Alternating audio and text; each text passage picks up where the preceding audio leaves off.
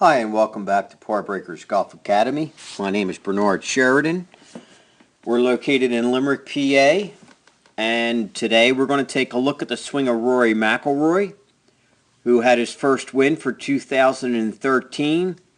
It was late in the season, but he did squeeze it out to win over Adam Scott in Australia.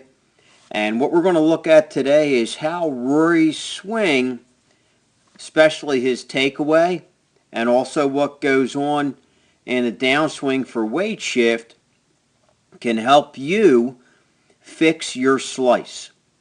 And a lot of players hit a ball to the right, and that's due to the fact of what happens on the takeaway. So many players, they want to feel like they're taking the club inside the target line so they can come back from the inside. And really what that does is it forces the club to want to come over the top on the backswing.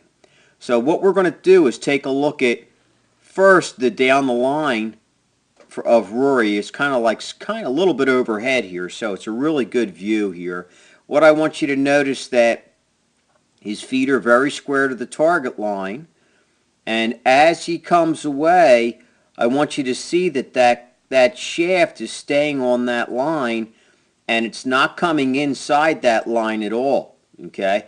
Even by this point, you would think that the club has come inside. It really is still pointing very much so towards the target line. Okay? Right there. And we can see that shaft is pointing towards the target line. Okay?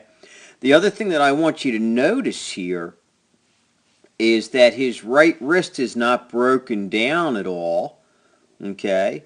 And even by the time he gets to this far back where he's starting to become square to his foot line, his right wrist is just starting to flex a little bit. So if we watch here, we're going to see that same motion that Rory has, with that right wrist is not really breaking down and getting the club too far inside on his takeaway. The other thing that we can really notice here is how much the Y in his arms is being maintained, okay, on both of these pictures. These are two completely different shots. So of course we can tell that by the different outfits here. But essentially he's staying very much maintaining that Y that he had at address. So there's that Y at address. It's really staying in front of him as he takes it away. This is another thing that'll stop you from getting too far inside on your takeaway, because what that's going to do is lead to your hands getting stuck behind you, and you're going to try to get them back out in front of you very quickly, which is going to be difficult to do. So here is where now he starts to hinge his wrists. Notice how the shaft starts to get steeper, and he hinges his wrist, also continuing to stay on plane until he gets to the top, and still staying very much so in front of himself. Okay? So, and there he is at the top. All right, which is just a little bit short of parallel. So here again we're seeing the same thing. Now what we're going to notice on his downswing is a rotation of his hips. They kind of square by the time he is just about parallel to the ground with his left arm. And then those hips really open up, and that shaft is pointing right at the ball right now.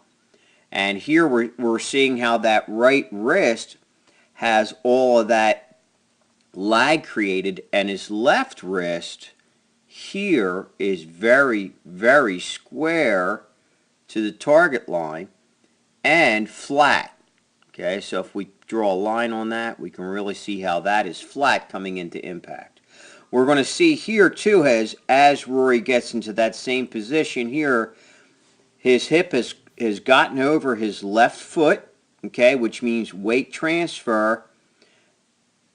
And there's that flat left wrist, and it's facing us just as it is in the picture on the left, and he is maintaining that hinge to create that lag.